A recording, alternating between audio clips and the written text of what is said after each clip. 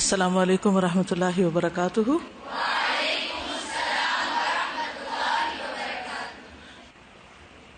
نحمده ونصلي على رسوله الكريم، اما بعد فاعوذ باللہ من الشیطان الرجیم، بسم اللہ الرحمن الرحیم، رب اشرح لي صدری ويسر لي امری واحلل عقدۃ من لسانی یفقهوا قولی۔ سیدہ ہند بنت عمرو رضی اللہ عنہا، نام ہند، والد کا نام عمرو بن حرام، بھائی کا نام عبداللہ بن عمرو بن حرام۔ انہوں نے جنگ احد میں شہادت پائی، یعنی والد نے۔ سیدہ ہند رضی اللہ عنہا حدیث کے مشہور اور معروف راوی جابر بن عبداللہ کی پھوپھی تھیں۔ ٹھیک ہے، جابر بن عبداللہ کی پھوپھی تھیں، یعنی کہ ان کے بھائی جو تھے عبداللہ بن عمرو بن حرام، ان کے بیٹے تھے جابر۔ سیدہ ہند کا خاوند عمرو بن جموح زمانے جاہلیت میں یثرب کا سردار تھا، اور اس کا شمار انصار مدینہ کے معززین میں ہوتا تھا۔ ان کا تعلق خزرج سے تھا، ٹھیک ہے، اور خزرج کے قبیلے بنو سلمہ سے۔ بنو سلمہ کے متعلق کوئی بات یاد ہے آپ کو؟ جی، مسجد سے دور تھے تو مسجد کے قریب شفٹ ہونا چاہتے تھے، تو آپ نے فرمایا کہ دیارکم دیارکم تکتب آثارکم، تم اپنی جگہوں پر ہی رہو، تمہارے آثار یعنی نشان قدم لکھے جاتے ہیں۔ ایک اور بات بھی پیش آئی تھی جنگ احد ہی کے موقع پر بنو سلمہ کے بارے میں، قرآن مجید میں اس کے بارے میں آیت بھی اتری تھی جنگ احد پر۔ یس، اذ ہم الطائفتان منکم ان تفشلا واللہ ولیہما، جب دو گروہوں نے ارادہ کیا بزدلی دکھانے کا تو اللہ نے ان کو تھام لیا، اللہ ان کا دوست تھا، مددگار تھا۔ ان میں سے ایک بنو سلمہ تھا، تو بنو سلمہ کے یہ لوگ تھے، ٹھیک ہے۔ یہ معاملہ کب ہوا تھا بنو سلمہ کے ساتھ؟ جب عبداللہ بن ابی اپنے 300 ساتھی لے کر واپس آ گیا تھا، تو جب اچانک فوج سے اتنے سارے لوگ چلے جائیں تو باقی لوگوں کا حال کیا ہوگا؟ دشمن سر پہ ہے اور یہ کیا ہو گیا؟ تو اس پر دو قبیلے جو تھے ان میں سے ایک بنی سلمہ، ان کی بھی ہمت جواب دینے لگی، اور انہوں نے بھی سوچا کہ ہم بھی چلتے ہیں، لیکن اللہ تعالیٰ نے ان کے اخلاص کی وجہ سے ان کو تھام لیا اور یہ واپس نہیں پلٹے۔ سیدہ ہند اور ان کے خاوند کا اسلام قبول کرنا۔ رسول اللہ صلی اللہ علیہ وسلم نے مصعب بن عمیر کو دینی احکام کی تعلیم دینے کے لیے مدینہ منورہ بھیجا۔ ان کی دعوت سے اسلام پھیلا۔ انہوں نے اہل مدینہ کو قرآن پڑھ کر سنایا۔ اہل مدینہ قرآن سن کر جوق در جوق دار اسلام میں داخل ہونے لگے۔ ہند بھی متاثر ہو کر مسلمان ہو گئیں۔ ہند کے خاوند عمرو بن جموح نے زمانہ جاہلیت میں اپنے گھر کے ایک کمرے میں ایک بت نصب کر رکھا تھا۔ وہ اس کی پوجا پاٹ کیا کرتا تھا اور تقرب حاصل کرنے کے لیے اس کے نام پر جانور ذبح کیا کرتا تھا۔ عمرو بن جموح حبشہ سے ایک بہت عمدہ لکڑی لایا اور اس نے بڑھئی کو تلقین کی کہ وہ اس لکڑی کا خاص اہتمام کے ساتھ بت بنائے۔ جب بت تیار ہو گیا تو اس نے اس کا نام منات رکھا، اسے عمدہ قسم کے لباس سے آراستہ کیا اور اعلیٰ قسم کی خوشبو سے مہکایا۔ اس کو یہ نہیں پتا تھا کہ اس کی یہ تمام محنت اکارت جائے گی۔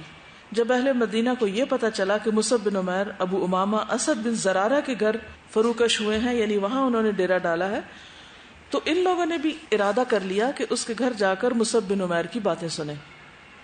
ہند کے 3 بیٹے معوذ، معاذ اور خلاد پہلے ہی دین اسلام قبول کر چکے تھے، اور ان میں سے جو معاذ تھے یہ تو بیعت عقبہ ثانیہ میں شریک بھی تھے، ٹھیک ہے۔ ان کے باپ عمرو بن جموح کو اس کا علم نہیں تھا۔ ہند بھی ایمان کی نعمت سے سرفراز ہو چکی تھی، جس طرح کہ ان کے بیٹے ایمان کی نعمت سے سرفراز ہو چکے تھے، لیکن اس نے اپنے خاوند سے اپنے اسلام کو چھپا رکھا تھا۔ وہ کسی مناسب موقع کی تلاش میں تھی کہ اپنے بیٹے کے مومن ہونے کا اعلان کریں۔ یہ کیوں؟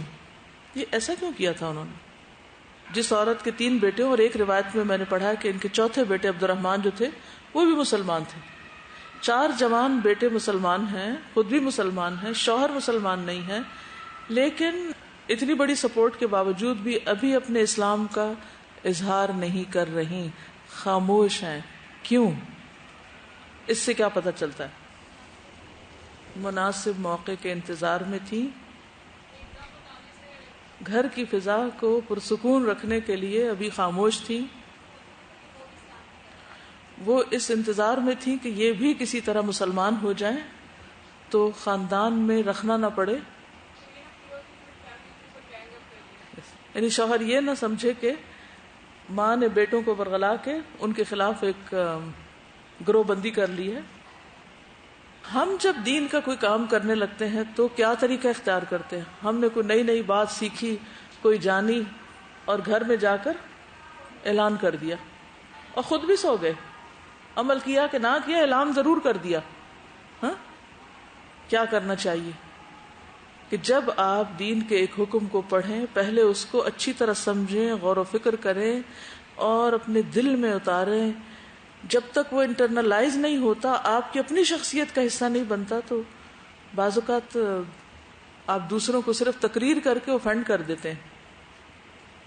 اس پر یہ ہے کہ آپ عمل کریں، یہ نہیں کہ عمل نہ کریں، لیکن ساتھ ہی اس بات کی کوشش کرتے رہیں کہ دوسرے لوگ اس کو اچھی طرح سمجھ جائیں اور صبر اور حکمت کے ساتھ مختلف تدابیر اختیار کریں. جیسے کہ آپ دیکھیں گے کہ انہوں نے صرف یہ نہیں کیا کہ چپ کر کے بیٹھی رہیں اور کوئی کوشش نہیں کی، کیونکہ بعض اوقات ہم نہ عمل کرتے ہیں کہ گھر والے ناراض ہو جائیں گے پتہ چلنے کے باوجود، نہ ان کو سمجھانے کی کوشش کرتے، نہ کوئی تدبیر کرتے ہیں، نہ ہی کوئی محنت کرتے ہیں. تو اب نتیجہ کیا ہوتا ہے؟ وہ جو خود سیکھا ہوتا ہے نا وہ بھی بھول جاتا ہے. تو اب آپ دیکھیے کہ انہوں نے ابھی خاموشی اختیار کی ہوئی ہے. ماں جو ہے جوان بیٹوں کی کس طرح تربیت کر رہی ہے اور کس طرح ان کو ایسے طریقے بتا رہی ہے کہ جس سے باپ سمجھ جائے، خود سمجھے. اسپیس دے رہے ہیں کہ خود سمجھے. ہمیشہ جو چیز دوسرا شخص خود سمجھے وہ زیادہ پائیدار ہوتی ہے بنسبت اس کے کہ ٹھونس دی جائے. اس کے لیے ہم عموماً انتظار نہیں کرتے. مائیں اپنے بچوں کے معاملے میں بھی، شوہر کے معاملے میں بھی جلد بازی کرتی ہے، چیخنا چلانا شروع کر دیتی ہے، تقریر بس ایک کر دیتی ہے، وہ سمجھتی تبلیغ ہو گئی. تبلیغ صرف لیکچر دینے کا نام نہیں ہے. حکمت کے ساتھ بہت سے طریقے اختیار کر کے دوسرے کو دین کی طرف لانا نہایت ضروری. اس کی عقل کو بھی اپیل کیا جائے، اس کے جذبات کو بھی اپیل کیا جائے، اس کو چیزوں کی حقیقت سمجھنے کا موقع دیا جائے. ایسے سوال اس سے کیے جائے کہ جس سے وہ سمجھے کہ وہ کیوں کر رہا ہے. مثلاً ایک بچی نے مجھ سے کہا کہ ان کے کوئی رشتے دار آ رہے ہیں اور انہوں نے یہاں بری امام میں ایک دیگ دینی، تو میں کیا کروں، وہ آ بھی ہمارے گھر رہے. تو میں نے کہا کہ آپ ان کو ایک دم یہ نہیں بتائیں کہ آپ ایسا نہیں کریں یا یہ شرک ہے یا یہ غلط ہے. آپ سوال شروع کر دیں، ان کا موقف سمجھیں، وہ کیا سوچ کے یہ کرنے آ رہے ہیں. ٹھیک ہے، ان سے پوچھتے رہیں حتیٰ کہ ایسے سوال پہ آپ پہنچے کہ وہ سوچیں ہاں یہ واقعی میں کیا کرنے لگی. کیونکہ ایک سوال کے بعد ایک کے بعد ایک انسان خود ہی کارنر ہو جاتا ہے. اگر اس کے اندر حق کی تھوڑا سا بھی اگر گنجائش موجود ہو تو وہ دیر نہیں لگاتا پھر اسے قبول کرنے میں.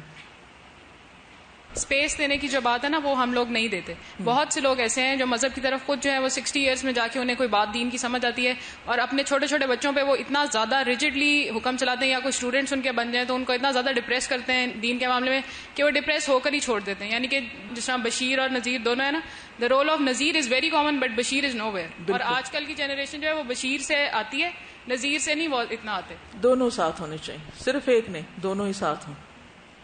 کیونکہ انسانوں کی دل جو ہے نا الٹ پلٹ ہوتا ہے. ایک دفعہ ادھر ہوتا ہے تو بشارت اچھی لگتی ہے، دوسری دفعہ ڈراوا اثر کر جاتا ہے. تو ساتھ ہی ساتھ. جی، اس میں جو شروع کا پیراگراف ہے عمر بن جموح کے بارے میں، اس سے یہ پتہ چلتا ہے کہ وہ چونکہ خود بت گھر میں رکھنا اور اس کا لکڑی منگوا کے اسپیشل بنوانا، اور یعنی کہ بہت زیادہ اس سے پتہ چلتا ہے کہ وہ اپنی عقیدے میں بہت پختہ تھے. اور بھی تھے نا؟ جی، تو ان خاتون کی اس حکمت کا خیال رکھنے کی وجہ یہ بھی تھی کہ ان کے شوہر بہت اسٹرانگ تھے اپنے عقیدے میں. تو اتنے اسٹرانگ شخص کو ایک دم سے نہیں ایسے نہیں کنونس کیا جا سکتا، کیونکہ زبردستی کری تو توڑ دیں گے آپ. ایک اور بات یہ ہے کہ چلو وہ تو بت تھا اور عقیدہ غلط تھا اور وہ سب کچھ، لیکن بعض اوقات شوہروں کی کوئی ایسی دلچسپیاں ہوتی ہیں یا ان کے کوئی ایسے کام ہوتے ہیں جس سے بیوی کو کوئی انٹرسٹ نہیں ہوتا، بلکہ وہ ہر وقت غصے میں رہتی ہے کہ یہ کام کیوں کرتے ہیں.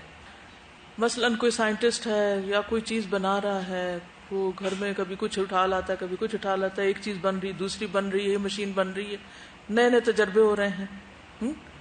تو اب باقی گھر والوں کا ریئیکشن کیا ہوتا ہے؟ عموماً سارے اس کے خلاف محاذ آرائی کر لیتے ہیں، اور ماں عموماً بچوں کو بھی ساتھ شامل کر لیتی کہ تمہارے باپ کو تو اس چیز سے فرصت ہی نہیں ہے. وہ بچے اگر کہیں نا ہمیں لے چلیں فلاں جگہ، نہیں ہم نہیں کہیں جا سکتے، سنانے کے لیے تمہارے باپ کو فرصت نہیں. یہ اس قسم کی باتیں جو ہیں یہ کسی صالحہ نیک عورت کو زیب نہیں دیتی. شوہر کی رسپیکٹ جو ہے وہ بنیادی اخلاق میں سے ہے. اگر کوئی عورت اپنے شوہر کی عزت نہیں کرنا جانتی تو کچھ نہیں اس کے پلے. اللہ نے جب 1 ڈگری ابو بنا دیا تو پھر کیا لازم آتا ہے کہ نہیں بھی کچھ چیزیں اچھی لگتی تو بھی صبر اور حکمت کے ساتھ ان چیزوں کو تبدیل کیا جائے، اس کا آلٹرنیٹ دیکھ لیا جائے. کئی طریقوں سے انسان اس مشکل سے ایک طرف ہو سکتا ہے بجائے کہ ہر وقت جا کے اس مشکل میں ٹکر مارنے کے اور اپنے زندگی برباد کرنے میں. بہت گھروں کا سکون اس وجہ سے برباد رہتا ہے کہ دونوں میں آپس میں کلیشز ان کے اپنے پرسنل انٹرسٹ کی وجہ سے ہو جاتے ہیں. بیوی کو انٹرسٹ ہو گیا دین سے اور شوہر کو انٹرسٹ ہے کسی اور چیز سے، اب ہر وقت کا کلیش. تو اس میں صبر اور حکمت کی ضرورت ہے. عمرو ابن جموح کے بیٹے سیدنا مصعب بن عمیر کی مجالس میں بڑی پابندی کے ساتھ شریک ہوا کرتے تھے. وہ اپنے گھر واپس آ کر اپنی والدہ کو ان قرآنی آیات کی تعلیم دیا کرتے تھے جو انہوں نے سیدنا مصعب بن عمیر سے سن کر زبانی یاد کی ہوئی تھی. اپنے باپ کی غیر حاضری میں جو انہوں نے دینی احکام سیکھے ہوئے تھے ان احکام کے بارے میں بھی اپنی والدہ کو آگاہ کیا کرتے تھے. جب مدینہ منورہ کے گھروں میں ان باتوں کا چرچا ہونے لگا جو مصعب بن عمیر کی مجالس میں ہوا کرتی تھی اور مصعب بن عمیر کے مصاحبین میں اضافہ ہونے لگا تو عمرو ابن جموح کو خطرہ لاحق ہوا کہ کہیں اس کے بیٹے بھی مصعب بن عمیر کی باتوں میں نہ آ جائیں اور اس کے پیروکاروں میں سے نہ ہو جائیں. عمرو بن جموح نے اپنی بیوی ہند کو آواز دے کر کہا، اے ہند ذرا کڑی نگاہ رکھنا کہیں تیرے بیٹے مکہ سے آنے والے آدمی سے نہ ملنے پائیں، وہ انہیں خراب کر دے گا. یہ بھی بہت کامن ہوتا ہے نا کہ کچھ فگر ہوتے ہیں نا جو دین کی تبلیغ کرتے ہیں تو پھر لوگ ان کے بارے میں بہت سینسیٹیو ہو جاتے ہیں، تو خود بھی قریب سے پٹکنے نہیں چاہتے اور دوسروں کو بھی روکتے ہیں کہ اس کی باتوں میں نہ آ جانا. اگر اس کا جادو ان پہ چل گیا تو یہ بیٹے ہمارے کام کے نہیں رہیں گے، یہ بیٹے ہمارے کام کے نہیں رہیں گے. ہند نے کہا، آپ مطمئن رہیں، خاطر جمع رکھیں، آپ ان کے بارے میں اپنے دل میں کوئی اندیشہ مت رکھیں. تسلی کرا دی کہ آپ فکر نہ کریں. سیدنا معاذ بن عمرو نے اپنے ساتھی کو باپ کے طرز عمل کے بارے میں بتا رکھا تھا. انہوں نے اس بات پر اتفاق کیا کہ معاذ بن جبل ان کے ہاں رات کے وقت آئے اور بت کو کسی کوڑے دان میں پھینکنے کے لیے عمرو بن جموح کے بیٹوں کی مدد کرے. جب عمرو بن جموح گہری نیند سو گیا تو معاذ بن جبل اس کام کو سر انجام دینے کے لیے تشریف لائے جس کے لیے عمرو بن جموح کے بیٹوں سے اتفاق ہو چکا تھا. یعنی پہلے وہ آپس میں متفق ہوئے کہ کچھ کرتے ہیں اور پھر باہر سے بھی مدد لی. انہوں نے رات کی تاریکی میں بت کو اٹھایا اور گندگی سے بھرے کنویں میں منہ کے بل جا پھینکا. عمرو بن جموح صبح کے وقت نیند سے بیدار ہوا، منات بت کے کمرے کی طرف گیا تاکہ وہ اپنے یومیہ معمول کے مطابق اس کی پوجا پاٹ کرے. اس نے اپنے بت منات کو کمرے میں نہ پایا. وہ چیختا چلاتا دھمکیاں دیتا ادھر ادھر گھومنے لگا. پھر اس نے اپنی بیوی ہند اور بیٹوں کو آواز دے کر اپنے پاس بلایا اور ان سے بت کے بارے میں پوچھا. انہوں نے کہا کہ ہمیں تو کچھ معلوم نہیں وہ یہاں سے کہاں غائب ہو گیا. عمرو بن جموح گھر سے اپنے بت کو تلاش کرنے کے لیے نکلا کیونکہ معاذ بن جبل نے پھینکا تھا نا، تو اس لیے انہوں نے ذمہ داری نہیں قبول کی. عمرو بن جموح گھر سے اپنے بت کو تلاش کرنے کے لیے نکلا. تھوڑی دیر بعد واپس آیا. اس نے بت کو اٹھا رکھا تھا. وہ بت اسے کوڑے کے ڈھیر میں گندگی سے لت پت ملا. گھر میں بیٹھ کر وہ اسے صاف کرنے لگا. اس نے اسے عطر لگایا اور اس سے وعدہ کیا کہ جس نے بھی اس پہ یہ ظلم ڈھایا ہے وہ اس سے انتقام ضرور لے گا. ہند اور اس کے بیٹے انگشت بدندہ رہ گئے کہ قوم کا سردار کیا بچگانہ قسم کی حرکتیں کر رہا ہے. وہ ایک گنگی بہری لکڑی کے ساتھ باتیں کر رہا ہے. وہ اس سے معذرت کر رہا ہے حالانکہ وہ اس کی باتوں کو سننے کی صلاحیت ہی نہیں رکھتا. بعد ازاں عمرو ابن جموح تلوار لایا اور اس نے تلوار اپنے بت منات کے گلے میں لٹکا کر کہا کہ اگر اب دوبارہ کوئی تجھے اٹھانے کے لیے تیرے قریب آئے تو اس تلوار کے ساتھ اس کا کام تمام کر دینا. یہ تلوار میں دفاع کے لیے تیرے سپرد کر رہا ہوں، اس سے اپنے دشمن کا کام تمام کرنا۔ جب یہ بوڑھا شخص نیند کی آغوش میں چلا گیا تو سیدنا معاذ بن جبل تشریف لے آئے۔ عمرو بن جموح کے بیٹوں نے اس سے تعاون کیا اور ان سب نے مل کر بت کو اٹھایا اور پھر گندگی کے ڈھیر پہ پھینک دیا۔ بازار میں ایک کتا مرا پڑا تھا، اسے اٹھا کر بت کے ساتھ باندھ دیا اور چپکے سے واپس آ گئے۔ انہوں نے ایسا انداز اپنایا گویا کچھ ہوا ہی نہیں۔ جب عمرو بن جموح دوسرے دن نیند سے بیدار ہوئے تو اپنے بت منات کو غائب پا کر گھبرا گئے۔ وہ زوردار آواز میں چیخا چلایا اور پے در پے دھمکیاں دینے لگا۔ گھر سے باہر نکلا تو اس نے دیکھا کہ اس کا منات نامی بت گندگی کے ڈھیر پر اوندھے منہ پڑا ہے اور اس کی گردن کے ساتھ مرا ہوا کتا بھی بندھا ہے۔ کس کے ساتھ کتا بندھا ہوا تھا؟ بت کے ساتھ۔ اور اس نے اپنا دفاع بالکل ہی نہیں کیا، یعنی تلوار کے ساتھ کچھ کیا ہی نہیں۔ تو عمرو بن جموح نے سمجھ لیا کہ یہ بت اس لائق نہیں کہ اس کی عزت و تکریم کی جائے، یعنی یہ اپنی حفاظت بھی نہیں کر سکا۔ اسے وہیں گندگی میں پڑا چھوڑ کر دل گرفتہ اور کبیتہ خاطر ہو کر اپنے گھر آیا۔ یعنی اب اس دفعہ یہ ہوا کہ وہ بت کو چھوڑ آیا۔ جب اس کی بیوی ہند اور بیٹوں نے اسے غمزدہ دیکھا تو اس سے پوچھا کہ آج آپ افسردہ اور غمزدہ کیوں ہیں؟ انہوں نے انہیں کوئی جواب نہ دیا۔ پھر انہوں نے لمبی آہ بھرتے ہوئے اپنی بیوی ہند سے کہا، آپ کے بیٹوں نے آپ کی مخالفت تو نہیں کی؟ جس اندیشے کا میں نے آپ سے تذکرہ کیا تھا اس کا انہوں نے خیال رکھا ہوگا۔ ہند نے کہا، بالکل انہوں نے میری ہدایات پر عمل کیا، البتہ معاذ نے ایک روز اس مکی مبلغ کی کچھ باتیں سن لی تھی، آپ اس کو اپنے پاس بلائیں۔ عمرو بن جموح نے آواز دی بیٹے کو، وہ ساتھ والے کمرے میں تھا۔ آواز سنتے ہی اس نے کہا، میں حاضر ہوں، ابھی آیا۔ جب بیٹا اپنے باپ کے سامنے کھڑا ہوا تو انہوں نے پوچھا، کیا آپ نے مکہ سے آنے والے عالم سے کوئی نئی بات سن کر زبانی یاد کی ہے؟ اس نے کہا، ہاں ابا جان، میں نے جو کچھ اس سے سنا ہے اسے زبانی یاد کر لیا تھا۔ تو عمر نے کہا، بیٹا مجھے بھی کچھ سناؤ جو تم نے یاد کیا۔ تو اس نے سنایا، اعوذ باللہ من الشیطان الرجیم، مردود شیطان سے، شروع اللہ کے نام سے جو رحمان اور رحیم ہے۔ سب تعریفیں اللہ کے لیے جو سارے جہانوں کا پالنے والا ہے، رحمان اور رحیم ہے، روز جزا کا مالک ہے۔ ہم تیری ہی عبادت کرتے ہیں اور تجھی سے مدد طلب کرتے ہیں۔ ہمیں سیدھی راہ دکھلا، راہ ان لوگوں کی جن پر تو نے انعام کیا، ان کی نہیں جن پر غضب کیا گیا، اور نہ ہی گمراہوں کی۔ سورت فاتحہ سن کر عمرو بن جموح ہم کلامی کا انداز اختیار کیے ہوئے کہنے لگے، یہ کلام کتنا دلکش، دل فریب اور خوبصورت ہے۔ پھر اس نے اپنے بیٹے سے کہا، کیا اس کی ساری باتیں ہی اس طرح دلکش اور خوبصورت ہیں؟ جب تھوڑی سی چیز چکھ لی تو باقی کے اوپر بھی۔ معاذ بن عمر نے مسرت سے جھومتے ہوئے کہا، ابا جان بالکل اس کی ساری باتیں ہی نہایت عمدہ، دلکش اور دل فریب ہیں، ساری باتیں میٹھی اور رس بھری ہیں۔ کیا آپ خود اس کے پاس جا کر اس کی باتیں نہیں سنیں گے؟ ایک قدم آگے بڑھا دیا۔ پوری حکمت پر آپ غور کیجئے، آپ ابھی آ جائیں، اس کے ہاتھ پر بیعت کر لیں، ایک قدم اور آگے۔ قوم کے معززین اسد بن زرارہ، اسید بن حزیر، سعد بن معاذ، سعد بن عبادہ اور عبداللہ بن رواحہ جو قبیلہ اوس اور خزرج کے سردار ہیں، وہ آپ سے سبقت لے گئے ہیں۔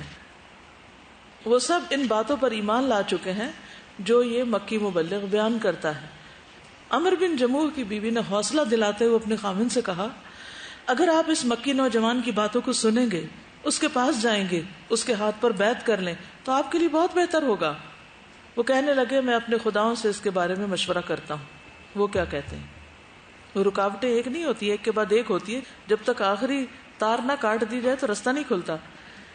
اس کے بیٹے معاذ نے کہا، ابا جان کیا آپ گنگی بہری لکڑی سے جواب کا انتظار کرتے ہیں، یعنی یہ بتائیں گے آپ کو؟ عمرو بن جموح نے کہا، بیٹا یہ تم کیا کہہ رہے ہو؟ اس نے کہا، ابا جان میں ٹھیک کہہ رہا ہوں، جس لکڑی کو آپ معبود بنائے ہوئے ہیں یہ کچھ بھی نہیں۔ پھر عمرو بن جموح نے خود کلامی کا انداز اپناتے ہوئے کہا، ہاں یہ تو درست ہے کہ لکڑی گونگی اور بہری ہے، نہ کچھ سمجھتی ہے نہ محسوس کرتی ہے، یہ ادراک و احساس سے بالکل محروم ہے۔ پھر عمرو بن جموح نے اپنے اہل خانہ کی طرف دیکھتے ہوئے کہا، کیا تم اس نظریے کے قائل نہیں جس کا میں قائل ہوں؟ اس کی بیوی ہند اور بیٹوں نے کہا، کیوں نہیں کیوں نہیں، آپ ہمارے سردار ہیں۔ عمرو بن جموح نے کہا، تم سب گواہ رہنا، میں نے ایمان قبول کر لیا ہے اور میں تمہارے روبرو گواہی دیتا ہوں کہ اللہ کے سوا کوئی معبود حقیقی نہیں، اور میں گواہی دیتا ہوں کہ محمد اللہ کے رسول ہیں۔ عمرو بن جموح نے جب اپنی بیوی اور بیٹوں کے سامنے کلمہ شہادت پڑھ کر دائرہ اسلام میں داخل ہونے کا اعلان کیا تو سارا خاندان مسرت و شادمانی سے جھوم اٹھا۔ اس سے پہلے انہیں اس نوعیت کی سعادت کبھی میسر نہیں آئی تھی. عمر بن جموح نے سیدنا مصعب بن عمیر کی طرف پیغام بھیجا کہ وہ ان کے گھر تشریف لائیں. سیدنا مصعب بن عمیر ان کی دعوت کو قبول کرتے ہوئے ان کے گھر تشریف لائے اور اس گھر کو بتوں کی آلائش سے پاک کیا اور اسے قرآنی آیات کی خوشبو سے مہکایا. مصعب بن عمیر نے یہ رات خوش و خرم اس گھر میں بسر کی. ایسے کرتے ہیں تبلیغ. اب بتائیے کیا کیا سیلینٹ فیچر تھے, کہاں کہاں آپ نے نشان لگایا. اور اب آپ اپنا کوئی بھی کیس یاد کر لیں کہ آپ نے کسی کو اسی طرح تبلیغ کرنی ہے تو کیا کیا کریں گے. جی یہ جملہ جو انہوں نے آخر میں بولا کہ کیا آپ گونگی بہری لکڑی سے جواب کا انتظار کر رہے ہیں, اگر یہ بالکل سٹارٹ میں بول دیتے تو کبھی بھی وہ بات نہیں سنتے آگے, کیونکہ وہ اوفینڈ ہو جاتے. اچھا یہ بھی ہے نا کہ جب انہوں نے شروع میں اپنے والد کو نہیں بتایا تھا, نہ ان کی بیوی نے انہیں بتایا, تو انہوں نے اپنے شوہر کی بیٹوں کے دلوں میں عزت پیدا کی اور ان کا مقام برقرار رکھا کہ اسے نہیں بتانا, بھی حکمت سے کام لیا. یہ نہیں کہا کہ وہ ایمان نہیں لائے, وہ صحیح نہیں ہے, یہ جس طرح سے ان کو بالکل بھی ان کی عزت بنائی رکھی ان کی. سازا مجھے ایک تو یہ بات جو شروع میں نے تلاوت کی قرآن کی, سب سے پہلے قرآن سے آغاز کیا, اور اس سے پہلے کیا کیا, قرآن تک لانے میں کتنی منزلیں طے کی. یہ ذرا دیکھیے ترتیب بار چلے نا. سب سے پہلے تو انہوں نے بت کی حقیقت واضح کرنے کے لیے ایک تدبیر کی, اس کو تدبیر کہتے ہیں, کہ وہ سمجھنے کے قابل ہو جائیں, خود سمجھیں. اس کے بعد پھر تلاوت ہے. دیکھیے جو لوگ بھی مثلا غیر اللہ کے نام پر نظر و نیاز کرتے ہیں یا دیگیں چڑھاتے ہیں, قبر پہ جا کے دیگ چڑھاتے ہیں, تو سورت فاتحہ بہترین چیز ہے. ان کو اچھی آواز میں پڑھ کے سنائی جائے, اچھے قاری کی آواز میں, اور پھر اس کا ترجمہ بتایا جائے, کیونکہ اس میں یہ آتا ہے نا کہ ایاک نعبد و ایاک نستعین, صرف تیری ہم عبادت کرتے ہیں, صرف تجھ سے ہم مدد چاہتے ہیں. تو پھر ہم کسی اور سے کیوں مدد چاہتے ہیں اور اس کے لیے کیوں صدقہ خیرات کرتے ہیں. استاد تلاوت سے پہلے ایک بات جو مجھے اچھی لگی ہے کہ جب وہ دل گرفتہ ہو کے گھر آئے تو ایک دم سے ان کو کہنا نہیں شروع کر دیا کہ آپ کی مسٹیک تھی, دیکھیں آپ کس کو فالو کر رہے تھے یا کس کی عبادت, بلکہ ان سے پوچھا کہ آپ کیوں اتنے غمزدہ ہیں. بالکل, یعنی جاننے کے باوجود کہ وہ غلط کام کرتے ہیں, کتنی رعایت دی جا رہی ہے ان کو, اور کس قدر ان کی دلجوئی کی جا رہی ہے کہ ان کو یہ پتا ہے کہ یہ اپنے بت کی وجہ سے غمزدہ ہیں, چاہے وہ کسی غلط بات پر ہی غمزدہ ہے. لیکن کیا کیا, پہلے ان کا حال چال پوچھا, ان کو ریلیکس کیا, پھر تبلیغ کی. کوئی بھی عورت اگر اپنے شوہر کو کسی برے کام سے روکنا چاہتی ہے تو طریقہ یہی ہوگا. عورت کو پتا ہے کہ شوہر غلط کر کے آیا ہے, غلط کر رہا ہے یا پریشان ہے, تو پہلا کام کیا کرنا ہے, تانے دینا. کبھی بھی نہیں چھوڑے گا پھر وہ غلط کام. پہلا کام کیا ہے کہ پہلے اس کی ہمدردی تو لیں کہ وہ آپ پہ ٹرسٹ کرے, اور پھر آپ اس کی اصلاح کریں اور مزید ہمدردی کریں اور اس کو کچھ سکھائیں. کیونکہ جو انسان غلط کر رہا ہوتا ہے نا, سب سے بڑا نقصان یہ ہوتا ہے اس کے دل پہ ایک بوجھ ہوتا ہے, وہ گلٹ میں ہوتا ہے, وہ پریشان ہوتا ہے.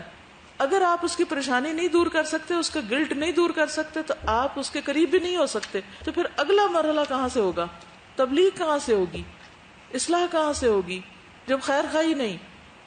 جب کسی میں گلٹ کانشیس ہوتا ہے نا, ان کو لگتا ہے کہ ہم نے کوئی بہت غلط بات کی ہے, دے لوکنگ فار اے وے کہ کوئی ان کا گلٹ کانشیس لے جائے, تو وہ چاہتے ہیں کہ کوئی ان کو ڈانٹے یا کوئی مار پیٹے یا کچھ اگنور تاکہ they can stop feeling guilty. تو اس لیے اس وقت اگر آپ ان کو اور زیادہ کہیں گے کیا ہوا, دے فیل ایون مور گلٹیئر.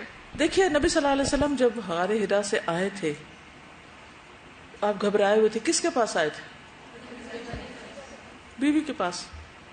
انہوں نے کیا کیا, کتنی سمجھداری کا ثبوت دیا. بہت سی بیویاں اس حکمت کو جانتی ہی نہیں کہ جب شوہر تھکے ہارے آتے ہیں یا باہر کہیں کوئی جھگڑا کر کے آتے ہیں یا کوئی کام خراب کر کے آتے ہیں, تو گھر آ کے بھی ان کو لان تان شروع ہو جاتی. اللہ تعالیٰ نے نکاح کا مقصد کیا رکھا ہے, وَمِنْ آيَاتِهِ أَنْ خَلَقَ لَكُم مِّنْ أَنفُسِكُمْ أَزْوَاجًا لِتَسْكُنُوا إِلَيْهَا. ٹھیک ہے دونوں ایک دوسرے کے لیے سکینت کا باعث ہے, لیکن اس میں خاص طور پر عورت کی طرف اشارہ ہے. لِتَسْكُنُوا إِلَيْهَا ہے, ہاں کی ضمیر کدھر جاتی ہے, عورت کی طرف جاتی. تو عورت کی ذمہ داریوں میں سے یہ ذمہ داری ہے کہ وہ شوہر کے لیے سکون کا باعث بنے، اپنے رویے سے، اپنی اسمائل سے، اپنے اچھے مشورے سے، بھلے اس کو پتا ہو کہ وہ اس قابل نہیں، پھر بھی وہ کس کے پاس جا کے روئے گا، کس سے شیئر کرے گا؟ اگر بیوی نے آگے دروازہ بند کر دیا کہ نہیں بس کوئی اور غلط راستہ اختیار کرے گا. تو بہت سی عورتوں کو صرف سیلفشنس کی وجہ سے نہ صرف اپنے جذبات کا پتہ ہوتا ہے، میری کیئر نہیں کی گئی اور میں بیمار ہوں اور میں تھکی بھی ہوں اور میرا یہ کام ہے اور میں تو تبلیغ بھی کرتی ہوں اور اتنے کارنامے سر انجام دے رہی ہوں، اس لیے شوہر کو تو میرا خادم بن کے رہنا چاہیے، میں تو اتنی ہائی اچیور ہوں. یہی مزاج ہے نا آج کی لڑکیوں کا. نتیجہ کیا ہوتا ہے؟ پھر گھر نہیں بنتا. آپ کچھ بھی ہیں، اللہ نے آپ کو جس کام کے لیے پیدا کیا، اگر آپ نے وہ نہیں کیا نا تو نہ دنیا ہے نہ دین ہے، نہ یہاں نہ وہاں، کہیں نہیں سکون. تو دوسروں کو سکون دینے کے لیے بعض اوقات خود قربانی کرنی پڑتی ہے، برداشت کرنا پڑتا ہے، صبر کرنا پڑتا ہے، کنٹرول کرنا پڑتا ہے، اور بہت سی باتوں کو، شوہر کی کمزوریوں کو جاننے کے باوجود آنکھ بند کرنی پڑتی ہے. اس کی ماں اس کو ڈانٹ سکتی ہے، بہن بھائی اس کے ساتھ جو بھی کرے، آپ کا وہ شوہر ہے، آپ کو عزت کرنی ہے. آپ عزت دیں گے اس کو تو پھر بچے بھی آپ کو عزت دیں گے، اس کو بھی دیں گے، گھر کی ایک فضا اچھی ہوگی. لیکن اگر آپ بات بات پہ آپ تانے ہی دیے چلے جا رہے ہیں اور آپ غلط چیزوں کو سارے گھر کے سامنے ہی اس کی نشر و اشاعت کر رہے ہیں اور اس کو بھی جا بتا، اس کو بھی بتا، وہاں بھی عیب کھول، وہاں بھی، اینڈ آف دا ڈے کیا رہ جاتا ہے ہاتھ میں؟ کیا حاصل ہوتا ہے؟ معاملات درست ہو جاتے ہیں، پہلے سے بھی خراب ہوتے ہیں. یہاں پر آپ دیکھیے، ان کو پتا ہے شوہر مشرک ہے، شوہر غلط کام کر رہا ہے، اور وہ جو بت شت کو پھینکا وہ بھی اس کی بھلائی اور خیرخواہی میں ہی پھینکا. لیکن پھینکا بھی تو اس طرح نہیں کہ اعلان گھر میں توڑ دیا اس کو سامنے رکھ کے. اگر یہی کام گھر میں توڑ کے کرتے تو پھر کیا ہوتا؟ یہ نتیجہ نکلتا نہیں، وہ ریئیکشن ہوتا.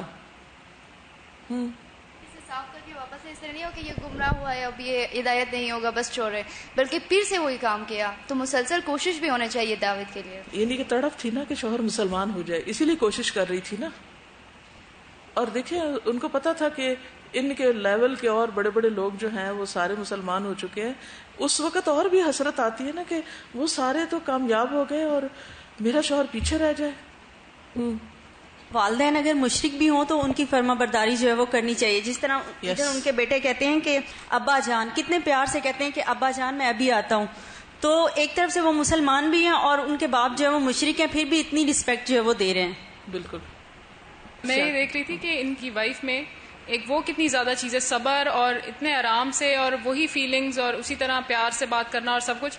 ایز ویمن ہم لوگ تو کسی کو، ہمیں گھر میں یا ریلیٹیوز میں کسی کو پتہ چل جائے کہ کچھ غلط کر رہا ہے تو ایک عجیب سی فیلنگ آف کنٹیمپٹ کے ساتھ ہم بات کرتے ہیں کہ تم یہ جو کر رہے ہو نا یہ تمہیں پتہ چلے گا کہ تمہارے ساتھ ہوتا ہے.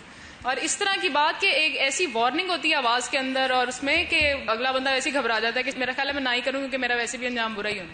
تو اس چیز کی بڑی زیادہ ضرورت ہے کہ پازیٹیو چیز کی بات، جو آپ نے کل بھی بات کی تھی مجھے بڑی اچھی لگی، کہ ہر وقت نیگیٹو چیزوں کو ہائی لائٹ کر کر کے جو قرآن پڑھنے بیچارے آ بھی چاہتے ہیں ان کو بھی ہر وقت یہی فیلنگ دینا کہ تم لوگ آ تو گئے ویسے کر تم لوگ کچھ نہیں رہے اور کوئی فرق نہیں تم لوگوں کو پڑ رہا. جی، یعنی سورت بھی سورت فاتح کا انتخاب کیا جو ایک بہت پاورفل سورت ہے. یعنی کوئی ایسی سورت نہیں سنائی کہ جس میں شرک کا برا انجام بتایا جا رہا ہو یا کچھ.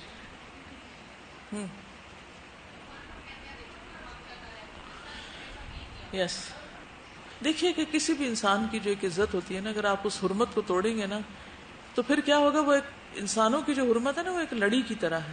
اگر آپ نے ایک بیچ میں سے دانہ توڑا نا تو وہ ساری لڑی جو ہے نا گرنے لگے گی، پھر کسی کی عزت نہیں بچے گی. اسی لیے اللہ تعالیٰ نے ہر مسلم کی عزت کو حرام قرار دیا. کل المسلم حرام دمہ و مالہ و ارضہ. سب کی، یہ نہیں کہا غلام کی تم کر لینا یا عورتوں کی کر لو یا کسی کی، سب کی. میں نوٹ کری تھی ان کی کنورزیشن میں کہ ساری بات کے انداز کی ہے.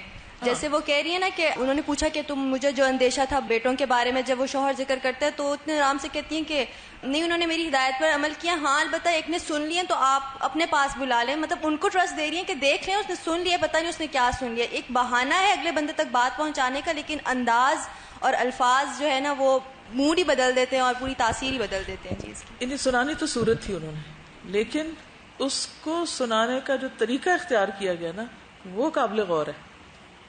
یعنی ایک ایک سٹیپ آگے کترا بڑھتی جاتی ہیں اور منزل تک پہنچ. آپ دیکھیں کہ جب پہاڑ اونچا چڑھنا ہوتا ہے نا تو کچھ جگہ تو ہوتی ہیں جس میں آپ کو سیدھا بھی تھوڑا سا مل جاتا ہے، لیکن جب آپ سٹیپ بالکل اوپر ٹاپ پہ پہنچنے لگتے ہیں نا تو بعض اوقات بہت ہی خطرناک قسم کی اور ایسی یعنی کہ مرحلے آتے ہیں، ایسے سٹیپس لینے پڑتے ہیں کہ اگر آپ فوری نہ لیں تو پھر آپ نیچے ہی جا گریں گے واپس. تو وہ ایک جگہ دیکھتے نا اتنی سی جگہ بن گئی، پھر فوراً آگے، پھر فوراً یہاں آپ دیکھیے کہ ون آفٹر دی ادر اپنا کام کرتی جا رہی. پیچھے آپ دیکھیے پروسیس سلو ہے لیکن یہاں فاسٹ ہے. جب اسلام قبول کرنے کا مرحلہ آیا نا تو وہ فوری مرحلے طے ہو رہے ہیں. سزا یہ کہ انہوں نے کہیں اپنے ہسبینڈ کی کسی بات کی نفی نہیں کی، ان کو پتا تھا کہ یہ سردار ہے، ان کا مزاج ایسے ہے کہ ان کی بات ماننے والی ہے. یہ بھی ایک بڑا اہم نقطہ ہے کہ جن مردوں کی باہر سوسائٹی میں بہت عزت ہوتی ہے، بہت مقام ہوتا ہے، یا وہ باس ہوتے ہیں بڑے، وہ گھر میں پھر غلام نہیں بن سکتے کیونکہ ان کو ایک عادت ہو جاتی ہے نا باس بننے کی.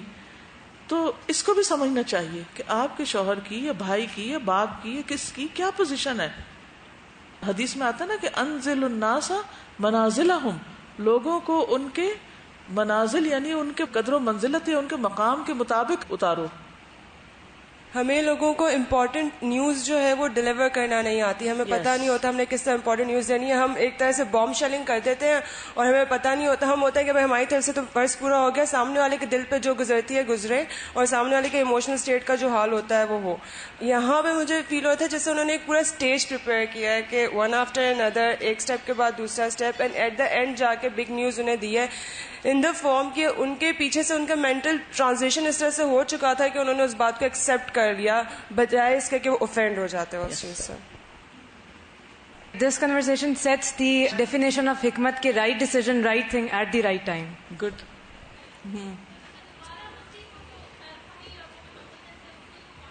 اب دیکھیے کہ ایک یہ ہو سکتا تھا، اچھا پھر انہی سے مشورہ کریں گے. انہوں نے پہلے کیا کیا یہ نہیں کہا، انہوں نے کہا کہ لکڑی یہ سب کیا کرے گی. استاذہ مجھے جو بالکل شروع سے اس پروسیس میں یہ لگا ہے کہ دو میاں بیوی 180 ڈگری ڈفرینٹ عقیدے پہ تھے، لیکن انہوں نے ٹرسٹ کا ایلیمنٹ قائم رکھا ہے کہ اینڈ موقع تک وہ پوچھتے جا رہے ہیں کہ بچے ادھر تو نہیں گئے ہیں.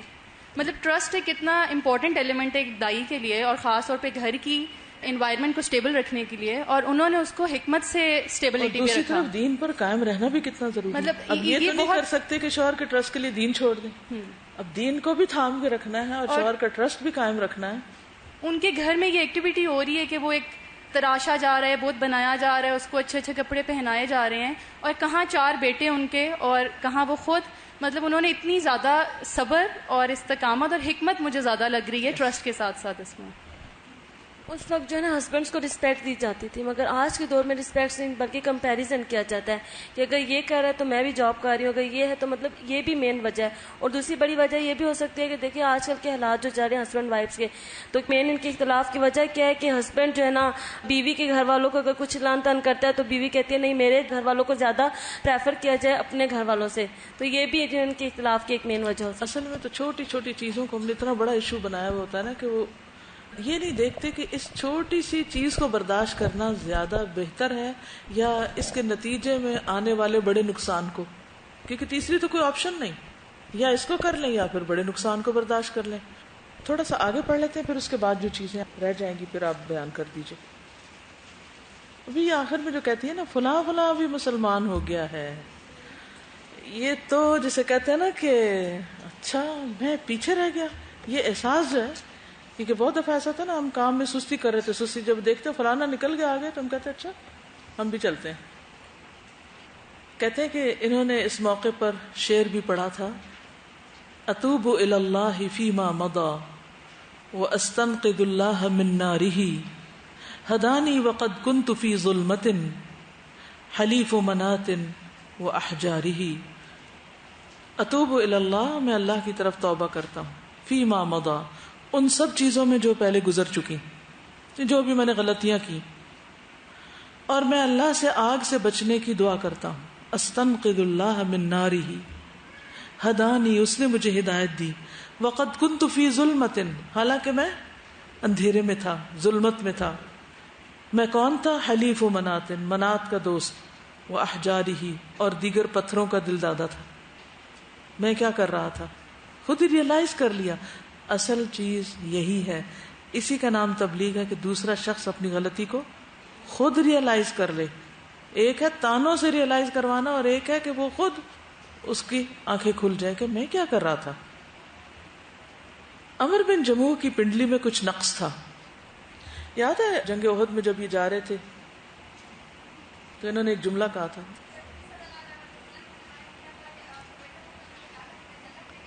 لنگڑاتے ہوئے اندر جانا چاہتا۔ ٹھیک ہے، عمر بن جموح کی پنڈلی میں کچھ نقص تھا، وہ لنگڑا کر چلتے تھے۔ جب انہوں نے سنا کہ رسول اللہ صلی اللہ علیہ وسلم مشرکین کے خلاف جنگ کرنے کی غرض سے میدان بدر کی طرف روانہ ہونے والے ہیں تو وہ بھی جلدی سے اپنے گھر پہنچے اور جہاد کے لیے روانگی کی تیاری کرنے لگے۔ اس کی بیوی ہند اور اس کے بیٹے اسے جنگ کے لیے جانے سے روکنے لگے۔ اب آپ دیکھیں، یہ وہ ہیں جو ان کو اسلام کی طرف لا رہے ہیں اور اب اگلے سٹیپ پہ جانے سے روک رہے ہیں۔ کہا آپ معذور ہیں، لنگڑا کر چلنے کی وجہ سے آپ کو دشواری کا سامنا کرنا پڑتا ہے، لیکن ان کا اصرار تھا کہ میں جنگ میں ضرور شریک ہوں گا۔ جب بیٹوں نے اپنے والد کے اصرار کو دیکھا تو وہ رسول اللہ صلی اللہ علیہ وسلم کی خدمت میں حاضر ہوئے۔ آپ سے عرض کیا ابا جان کو سمجھائیں، ان کا گھر میں رہنا زیادہ مناسب ہے۔ رسول اللہ صلی اللہ علیہ وسلم نے بیٹوں کی دلی تمنا کا لحاظ کرتے ہوئے عمر ابن جموح کو گھر میں رہنے کی تجویز دی، جو اس نے منظور کر لی۔ اس طرح وہ جنگ بدر میں شریک نہ ہو سکے۔ وہ گھر میں رہے، ان کے بیٹے جنگ بدر میں شریک ہوئے۔ میدان بدر سے لشکر اسلام کے فتح یاب ہونے کی خبریں آنے لگی۔ مشرکین کے بڑے بڑے سورما میدان جنگ میں تحقیق کر دیے گئے تھے۔ عمر بن جموح نے جب یہ دیکھا کہ اس کے بیٹے میدان جنگ سے کامیاب و کامران ہو کر واپس آئے ہیں تو ان کی خوشی کا کوئی ٹھکانہ نہ رہا، لیکن ان کی دلی تمنا یہ تھی کہ وہ بذات خود لڑائی میں شریک ہوتے اور اللہ سبحانہ و تعالیٰ انہیں شہادت کی نعمت سے سرفراز کرتا۔ شکست کی بنا پر قریش غم سے نڈھال ہو چکے تھے، ان کا روب دبدبہ خاک میں مل چکا تھا، اور اس بنا پر انہوں نے بدلہ لینے کا پختہ عزم کر لیا اور معرکہ احد میں مسلمانوں کے ساتھ نبرد آزما ہونے کی تیاری کر لی۔ تو اگلی جنگ کا وقت آ گیا۔ رسول اللہ صلی اللہ علیہ وسلم نے حسب عادت میدان احد کی طرف روانگی کے سلسلے میں اپنے صحابہ کے ساتھ مشورہ کیا۔ صحابہ کرام نے حضور صلی اللہ علیہ وسلم کی تائید کی، لیکن منافقین نے اس سلسلے میں مخالفت کی۔ ان منافقین کا سرغنہ عبداللہ ابن ابی ابن سلول تھا۔ نبی صلی اللہ علیہ وسلم کے وہ صحابہ جو جنگ بدر میں شریک نہ ہو سکے تھے، وہ جنگ احد میں مشرکین کے ساتھ پوری جرت کے ساتھ پنجہ آزمائی کرنے کا ارادہ رکھتے تھے، تاکہ جنگ بدر میں شریک نہ ہو کر جس خیر و بھلائی سے وہ محروم رہ گئے تھے وہ جنگ احد میں حاضری دے کر حاصل کر لے۔ انہی میں سیدنا عمر ابن جموح بھی تھے۔ جب سیدنا عمر ابن جموح مسرت و شادمانی سے سرشار گھر میں داخل ہوئے تو ان کی بیوی ہند اور بیٹے گھبرا گئے، کیونکہ انہوں نے انہیں اس سے پہلے اس طرح کی وارفتگی کی حالت میں کبھی نہیں دیکھا تھا۔ جب انہوں نے دیکھا وہ اپنے ہتھیار تھامے ہوئے تو انہوں نے پوچھا، اے ابو معاذ کہاں کا ارادہ ہے؟ کہا، میں اپنے خیالات کو حقیقت کا روپ دینا چاہتا ہوں، میں رسول اللہ صلی اللہ علیہ وسلم کے ساتھ میدان احد کی طرف روانہ ہو رہا ہوں۔ ہند نے کہا، اے ابو معاذ آپ جہاد کی طاقت نہیں رکھتے، اللہ نے آپ کو معذور قرار دیا ہے۔ عمر بن جموح کے تینوں بیٹے انہیں جہاد پر روانہ ہونے سے روکنے لگے۔ وہ انہیں کہنے لگے، ابا جان اللہ نے آپ کو معذور قرار دیا ہے، لیکن جب ایمان کسی کے دل میں راسخ ہو جاتا ہے تو عجیب و غریب نوعیت کے کارنامے سر انجام پانے لگتے ہیں۔ اس دفعہ عمر بن جموح اپنے اہل خانہ کا شکوہ کرنے کے لیے رسول اللہ صلی اللہ علیہ وسلم کی خدمت اقدس میں حاضر ہو کر عرض کرنے لگے، اے اللہ کے رسول صلی اللہ علیہ وسلم، میری بیوی اور بیٹے مجھے آپ کے ساتھ جہاد کے لیے روانہ ہونے سے روک رہے ہیں۔ وہ یہ کہتے ہیں کہ آپ معذور ہیں، لنگڑا کر چلتے ہیں، لڑائی آپ کے بس کا روگ نہیں، اور میں لنگڑاتے ہوئے جنت میں داخل ہونا چاہتا ہوں۔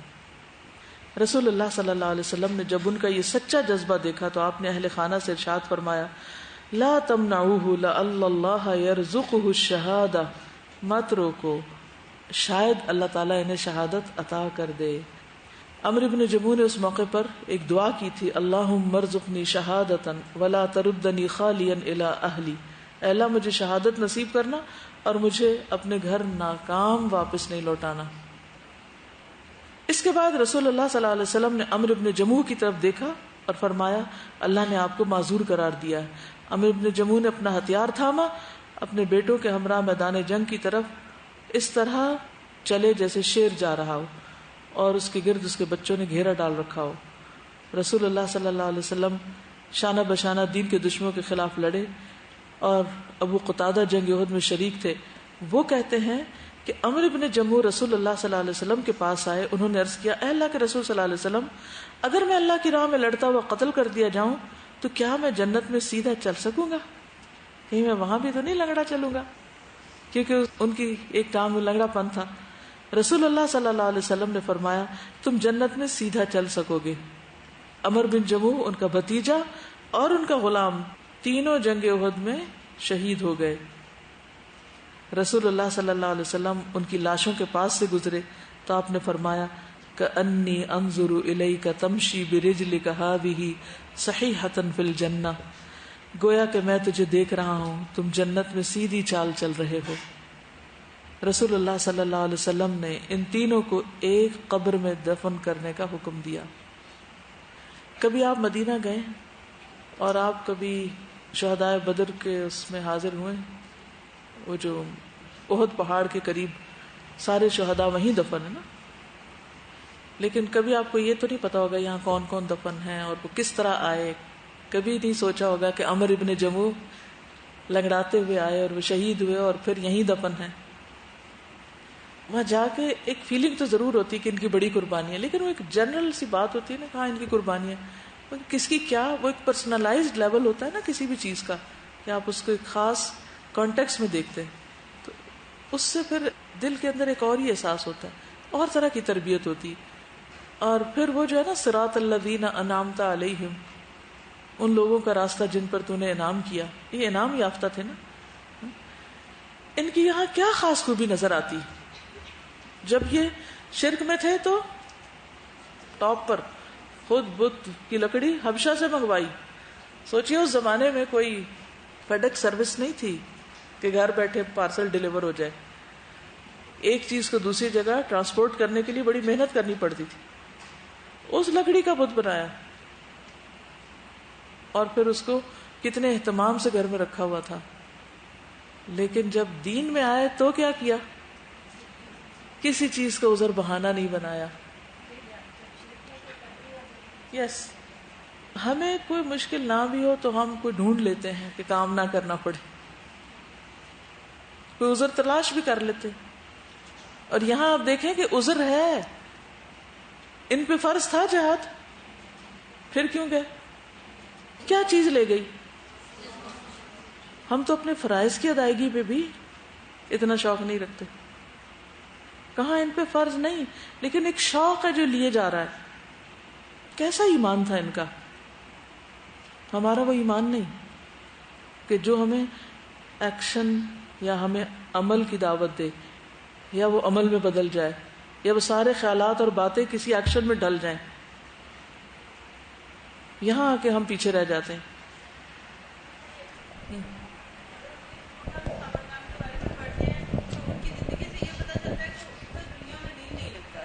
جب وہ اسلام لے آئے تو پھر ان کا دنیا میں دل نہیں لگتا تھا. اور آج ہمیں جو چیز اسلام سے دور رکھتی ہے وہ ہماری نفس پرستی اور دنیا پرستی ہے. آپ نے فرمایا تھا کہ آخری دور میں ساری قومیں میری امت کی طرف چڑھ دوڑیں گی جیسے ایک دسترخوان کی طرف بھوکے چڑھ دوڑتے ہیں, یعنی سارے ٹوٹ پڑتے ہیں کھانے کے لیے. تو لوگوں نے پوچھا کہ کیا ان دنوں ہماری قلت ہوگی, ہم کثیر تعداد میں نہیں ہوں گے؟ اور میں تم بہت ہوگے لیکن تمہارے اندر وہن پیدا ہو جائے گا. تو لوگوں نے پوچھا وہ کیا ہوتا ہے؟ تو آپ نے فرمایا دنیا سے محبت اور موت سے نفرت. اور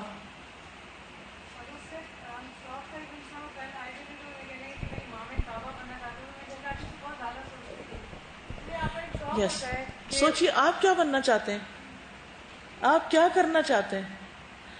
ہم نے یہ نا سوچ لیا ہے کہ بس ہم کسی قابل نہیں ہیں, ہم نہیں کچھ کر سکتے, اس لیے پھر محنت ہی نہیں کرتے اور پھر آگے نہیں بڑھتے. ان کی جو مجھے ایک جملہ بہت اچھا لگا.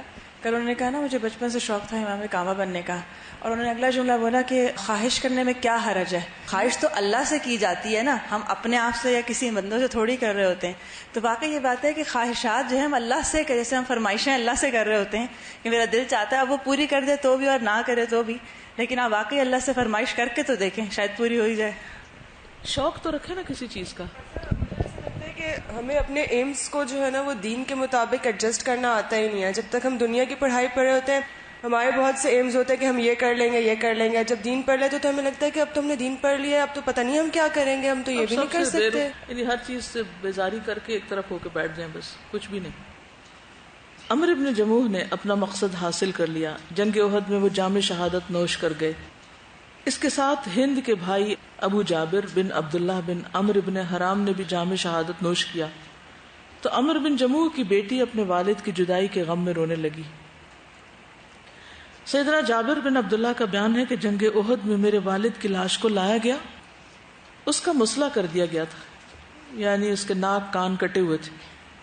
میں نے ان کی لاش سے کپڑا اوپر اٹھانے کا ارادہ کیا تو میری قوم کے لوگوں نے مجھے روک دیا. میں نے پھر ارادہ کیا کہ کپڑے کو اوپر اٹھاؤں, لیکن میری قوم نے مجھے ایسا کرنے سے روک دیا. پھر رسول اللہ صلی اللہ علیہ وسلم نے خود کپڑا اٹھایا یا کپڑا اوپر اٹھانے کا حکم دیا. رسول اللہ صلی اللہ علیہ وسلم نے کسی خاتون کے رونے یا چیخنے چلانے کی آواز سنی. آپ نے فرمایا کون ہے؟ لوگوں نے بتایا عمرو بن جموح کی بیٹی یا بہن. فرمایا وہ کیوں روتی ہے؟ جبکہ فرشتے اپنے پروں کے ساتھ اس پہ سایہ کیے ہوئے تھے. ساتھ ہی آپ نے خوشخبری دے دی. سیدہ ہند نے دیکھا چند خواتین شہداء کی لاشوں میں اپنے رشتہ دار شہداء کی لاشوں کو دیکھ رہی. ام المومنین سیدہ عائشہ کا بیان ہے جنگ احد کے دن صبح سحری کے وقت ایک خاتون 2 لدے ہوئے اونٹوں کے درمیان آگے بڑھی تو میں نے اس سے کہا کیا خبر ہے؟ اس نے کہا ٹھیک ہے, اللہ تعالیٰ نے اپنے رسول مقبول صلی اللہ علیہ وسلم اور مومنوں کا دفاع کیا اور کچھ اہل ایمان کو اللہ تعالیٰ نے شہادت سے سرفراز کیا. یہ کہتے ہی وہ خاتون رو پڑی.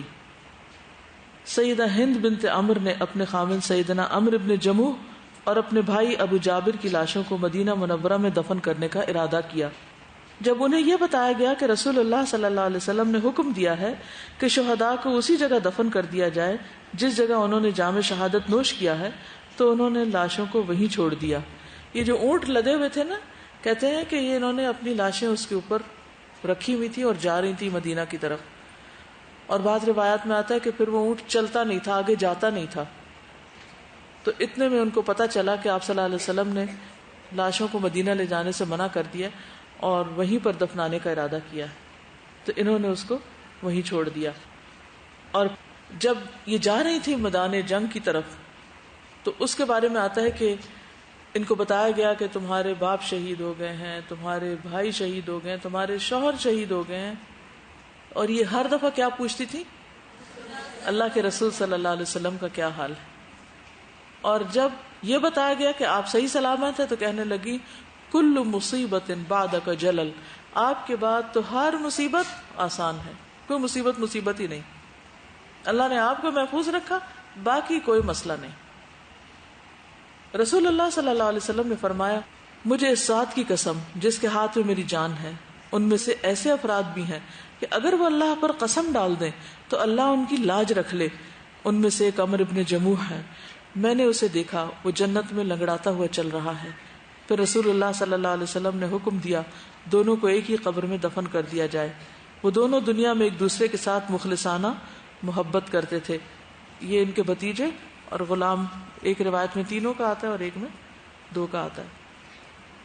صبر اور شکر کی پیکر اللہ تعالیٰ کے ہاں ثواب کی نیت رکھنے والی ہند ام خلاد اپنے عزیز ترین شہیدوں کو میدان احد میں دفنا کر مدینہ منورہ آ گئی.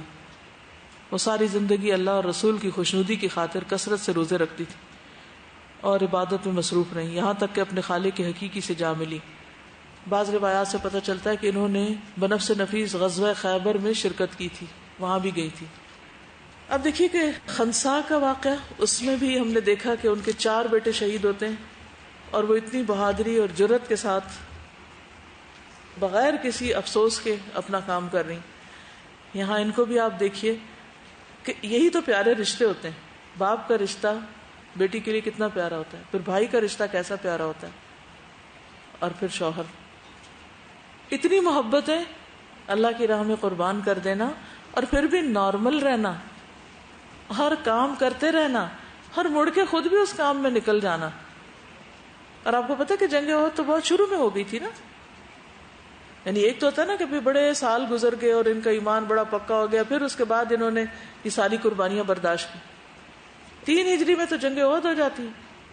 ابھی سمجھے 2-3 سال ہی ہوئے ان کو مسلمان ہوئے، اور اتنی قربانیاں بھی ہو گئی ساری. اور اس کے بعد نارمل لائف، نارمل. پوچھئے اپنے آپ سے، اتنے صدموں کے بعد آپ نارمل رہ سکتے ہیں؟ صرف ایک ہی چیز بندے کو نارمل رکھتی ہے، اور وہ مقصد ہے. جب وہ سب سے زیادہ عزیز ہوتا ہے نا، تو باقی ساری چیزیں پھر نیچے ہو جاتی ہیں. اور ہمارا مقصد کیا ہے؟ اللہ کی رضا حاصل کرنا، اللہ کو خوش کر دینا، کہ دنیا سے جائیں تو اللہ راضی ہو. کچھ بھی قربان کرنا پڑے تو کر لے انسان. اسی کی خاطر انسان پہ سب کچھ بھلا بھی دیتا ہے اور سب کو معاف بھی کر دیتا ہے، اور اپنی روٹین کی لائف میں اللہ کی عبادت اور باقی بھی نیکی کے کام کرتا چلا جاتا ہے. لیکن ہمارے ہاں عمومی طور پر کیا ہوتا ہے کہ کسی کے ساتھ کوئی حادثہ ہو جائے تو ایک تو سارے اس کے ساتھ ہائے بیچاری، ہائے بیچارہ، یہی کرتے رہتے ہیں، اور اس کے زخم تازے کرتے ہی رہتے ہیں. پھر خود غمگین ہو کے اس کو غم کا احساس دلاتے ہیں، ہم بھی بڑے غمگین ہیں اور تم بھی ہو جاؤ اور رہو. پھر بعض اوقات یہ ہوتا ہے کہ ٹھیک ہے دنیا سے نہیں جاتے، لیکن انسان ہے، بچے دور چلے جاتے ہیں، بہن بھائی دور چلے جاتے ہیں، تو کئی دفعہ ایسا ہوتا ہے آپ کو اکیلے رہنا پڑتا ہے، آپ کے پاس کوئی بھی نہیں ہوتا. وہ کون سی چیز ہے کہ جو انسان کو اتنی زیادہ اپنے دین پہ بھی فرم رکھتی ہے اور اتنی زیادہ آپ کو آخرت کی طرف بڑھتے رہنے اور کام کرنے کی ایک ہمت دیتی رہتی؟ ایک رویہ یہ ہو سکتا تھا نا کہ وہ ان کے غم میں روتی رہتی، نہ کوئی کام نہ کاج، اور بس شکوے شکایات. بہت رونا بھی جو ہے نا کسی چیز کے اوپر، یہی ہے کہ اللہ سے شکوہ کرنا ایک طرح سے ہر وقت، تو میرے ساتھ یہ کیوں ہو گیا. اور دوسرا یہ کہ انسان عافیت مانگے، پھر صبر مانگے، اور اس کے بعد یہ سوچے کہ میں نے بھی تھوڑے عرصے کے بعد دنیا سے چلے جانا ہے. وہ تو اپنی کمائی کر کے چلے گئے، دیکھیں نا، وہ سب شہید ہوئے، انہوں نے تو اپنی کمائی کر لی، تو میں ان پہ روؤں کیوں؟ اس بات پہ روؤں کہ انہوں نے اللہ کے راستے میں جان کیوں دی، یا اس پہ روؤں کہ میں اکیلی کیوں رہ گئی ہوں؟ بھئی مجھے بھی تو جانا ہے، کچھ کرنے کی ضرورت ہے، وہ کر لیا جائے. یہ صحابیات کے واقعات پڑھ کے کچھ بہادر بن رہی ہیں یا نہیں بن رہی؟ وہ جو ایک ٹپیکل رول ہے نا عورت کا ہمارے معاشرے میں، اس سے باہر نکلنا ہوگا. کیونکہ ہر طرف سے آپ کو کچھ دنیا اور ہی کرتی نظر آئے گی، اور آپ کچھ اور سوچ رہے ہیں، یہ پھر گزارا کیسے ہوگا؟ کیا بن کے رہنا چاہتے ہیں؟ مسکین یا بہادر کہ کچھ کریں؟ بہادری صرف کسی کو مارنے سے نہیں پتہ چلتی، اپنے اوپر کنٹرول کرنے اور اپنے جذبات کو اسٹریم لائن کرنا، یہ بھی بہادری ہوتی ہے.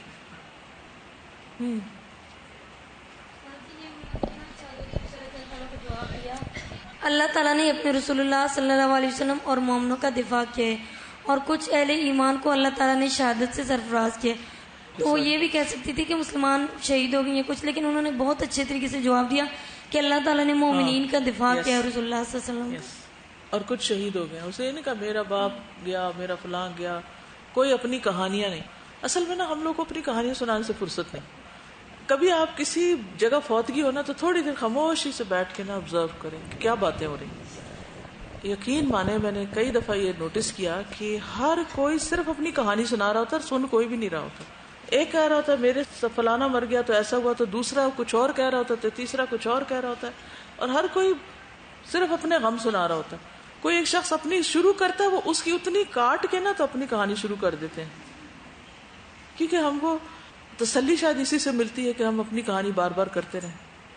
اور ویسے لوگوں نے بھی عادت ڈال دی، ہر کوئی پوچھتا ہے جا کے اچھا پھر کیا ہوا، پھر وہ شروع ہو جاتے ہیں، پھر ایک اور آ جاتے پھر پوچھتے کیا ہوا، وہی باتیں، اور پھر 40 دن تک پھوڑی اٹھتی ہی نہیں، ادھر ہی بیٹھے رہتے ہیں اور یہی باتیں کرے جاتے ہیں. تو وہ ہم آج کل اپنے ڈپارٹمنٹ میں تھوڑا تھوڑا ویکلی کرتے ہیں. تو آج جو ہم نے ٹاپک کیا تو اس میں یہ تھا کہ جنہوں نے وہ کتاب لکھی انہوں نے یہ واقعہ شیئر کیا کہ وہ ایک دفعہ کسی جگہ پہ گئے تو وہاں پر کافی سارے لوگ تھے، نارمل عام سے لوگ جیسے ہوتے ہیں. تو ان میں ایک بزرگ بھی بیٹھے ہوئے تھے. تو وہ بزرگ خوش ہو کے لوگوں کو بتانے لگے کہ میں جو اسکالر تھے عبدالعزیز ابن باز، ایک زمانے میں ان کا کلاس فیلو رہا ہوں.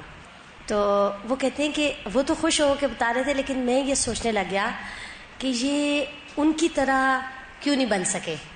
اور پھر انہوں نے تھوڑا سا مزید لکھا ہوا تھا کہ یعنی عبدالعزیز بن باز کے جب وہ وفات ہوئی تو ساری لوگ رونے لگے اور یہ ہوا، اور کہاں وہ شخص کے جس پر کوئی بھی نہ روئے، اور اگر کوئی روئے بھی تو صرف ایک تھوڑی سی دیر کے لیے ترس کھاتے ہوئے اور اس طرح. تو اس سے انہوں نے جو لیسن دیا وہ یہی تھا کہ ہم زندگی سے لطف اٹھائیں، مسکرائیں، لوگوں کو معاف کریں، خوش رہیں، اور ساتھ یہ کہ ہم بہادر بنیں. بالکل. اور ہم کچھ کر لیں، نہ کہ بس صرف اس پہ خوش ہوتے رہیں کہ ہم فلاں کے ساتھ ایک وقت میں تھے بس. تو اس سے ہمیں کوئی فائدہ نہیں ہوگا. اس واقعے میں مجھے یہ نظر آ رہا ہے کہ بعض دفعہ ہم لوگ جو ہم سے یعنی دین میں پیچھے ہوتے ہیں یا گناہ کر رہے ہوتے ہیں، ہم ان کو سمجھتے ہیں کہ یہ تو ایسے ہی رہیں گے یا یہ ابھی آگے نہیں بڑھ سکتے، لیکن بعض دفعہ وہ لوگ ہم سے کہیں آگے بڑھ جاتے ہیں. اب گھر والے ان کے بارے میں پریشان تھے کہ ایمان نہیں لائے اور وہ شہادت ان کو نصیب ہو گئی. کبھی کسی کو چھوٹا نہ سمجھے، کوئی پتہ نہیں وہ کیا عمل کر کے آپ سے کہاں آگے چلا جائے.